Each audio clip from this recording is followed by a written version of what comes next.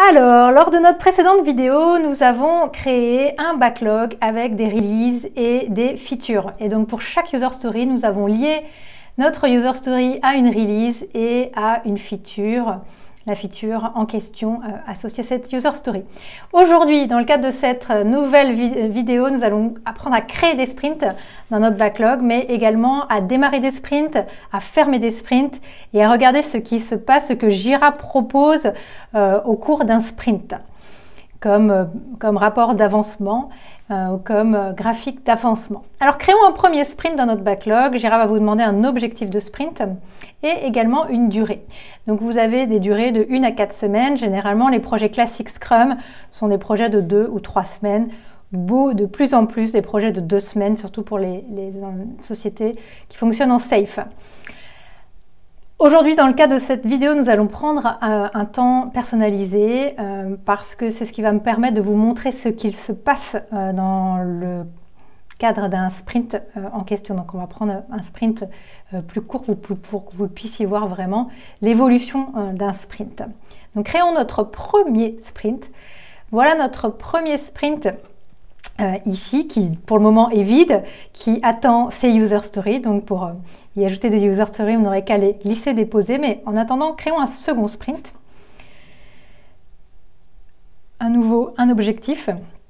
Et pour ce second sprint, choisissons vraiment le temps classique de 2 semaines pour des projets de type Scrum. Voilà, donc nous avons à présent dans notre vue backlog 2 sprints qui pour le moment sont vides et maintenant ajoutons nos user stories. Donc vous pouvez les glisser déposer une par une ou ensemble. Ici dans notre premier sprint, nous avons mis 5 user stories et vous voyez qu'elles ont toutes des estimations que l'on appelle les story points. Donc je vous conseille vivement lorsque vous organisez votre backlog sous forme de sprint d'y ajouter des user stories qui sont au préalable estimées. Plus vous estimerez tôt vos user stories, plus ça vous donnera aussi des estimations en termes de vélocité par sprint. Donc pour ça, nous allons ajouter des estimations sur les prochaines user stories. Ici, effectuer la commande, mettons un 3. Pour connexion, inscription, donc en termes d'estimation, si vous cliquez dessus, ajoutons un 5. Pour payer en carte bancaire, ajoutons également un 5. Et voilà, etc. Donc vous allez pouvoir le faire, par exemple, pour l'ensemble des user stories de votre première release. Même si ces user stories sont amenées à être modifiées dans le cadre de sessions d'affinage ou de sprint planning, meeting en équipe par la suite. Mais au moins vous avez une première estimation, ce qui vous permet d'avoir une planification au sein de vos sprints qui est plus précise. Donc ajoutons par exemple 5 user stories dans notre second sprint. Donc prenons les 5 user stories suivantes, celles de la feature achetée. Voilà. Donc nous avons à présent des user stories dans nos 2 sprints. Et donc ce que l'on peut voir, c'est que l'on a un cumul de l'estimation de la vélocité d'équipe par sprint. Donc 31 comme estimation complète pour notre premier sprint. Et pour notre second sprint, notre estimation complète est de 16. Alors, je vous conseille vraiment dans le second sprint de laisser une estimation moindre parce que vous allez forcément être amené soit à ajouter des user stories, soit elles vont changer, soit des user stories de votre premier sprint vont basculer dans votre deuxième sprint parce qu'elles n'auront pas été complètement terminées. Ce qui arrive assez couramment et notamment dans le cadre de premier sprint où l'on cherche vraiment sa vélocité d'équipe. Donc, commençons notre premier sprint. C'est parti, lançons ce sprint. Donc, lorsque nous lançons ce sprint, nous arrivons sur une vue de type tableau backlog. Et qu'est-ce qui va se passer? Eh bien, on va déplacer nos tickets pendant ce sprint. Donc, on va déplacer des tickets pendant nos stand-up meetings, par exemple, de to do à in progress, puis de in progress à done, et ainsi de suite. Donc, déplaçons nos tickets. Voilà, nous avons 3 tickets en cours et un ticket à réaliser, à terminer. Puis, à présent, 2 tickets à terminer. Et qu'est-ce qui se passe lorsque l'on déplace nos tickets?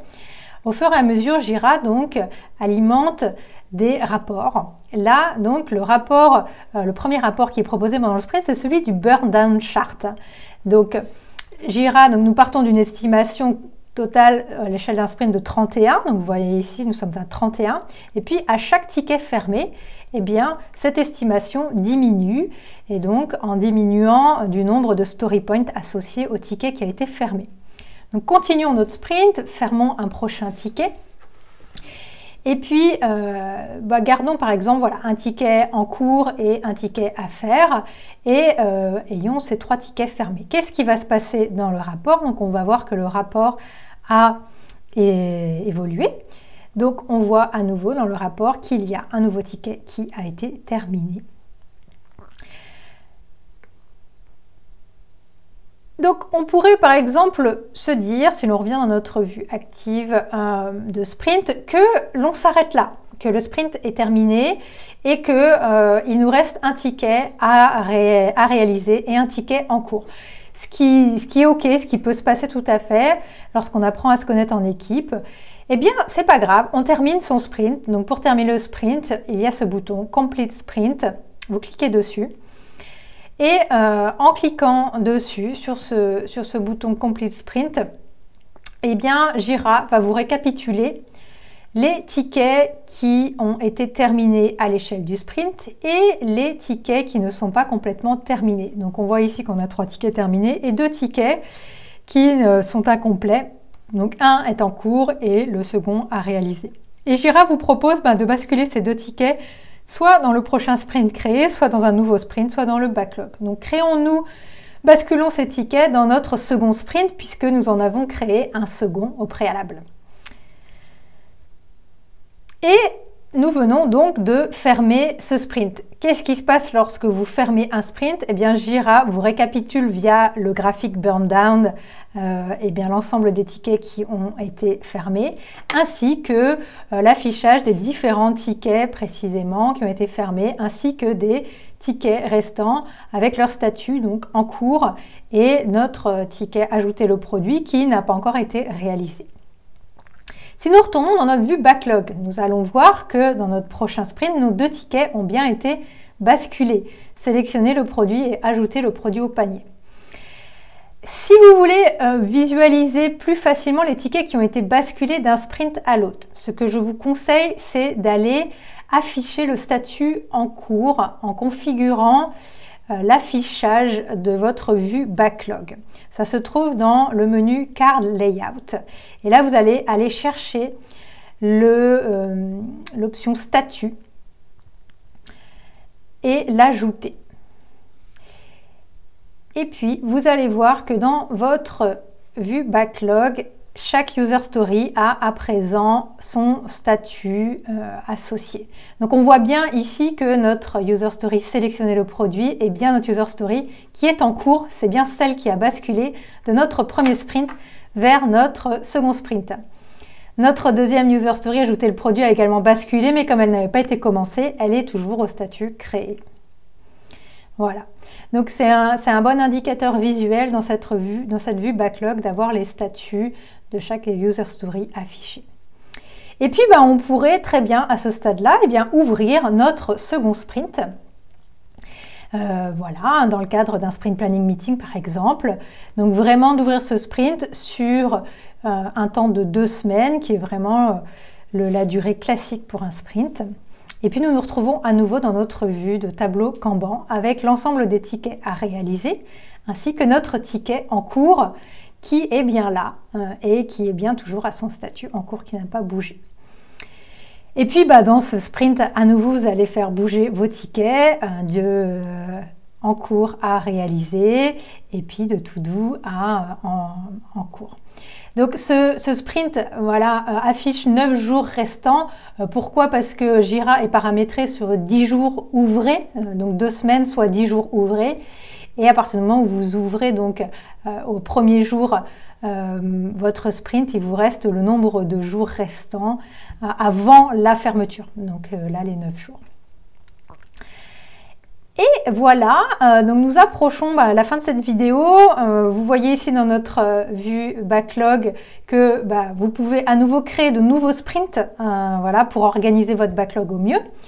Et puis, ensuite, ouvrir vos sprints quand vous le souhaitez, généralement dans le cadre de Sprint Planning Meeting. Et puis, fermer vos sprints également dans le prochain Sprint Planning Meeting lorsque les 15 jours de sprint sont passés. Sachez que donc par défaut Jira vous affiche comme rapport le burn down chart, mais il y a également le burn up chart qui est la vue également de suivi de sprint, mais sous forme montante. Donc à chaque ticket fermé, vous voyez votre graphique qui incrémente vers le haut, qui monte. Voilà, ce qui est une vue qui peut sembler peut-être plus positive pour certaines équipes. Là, c'est vraiment à chaque équipe de choisir la vue qu'elle préfère, le burn down chart ou le burn up chart.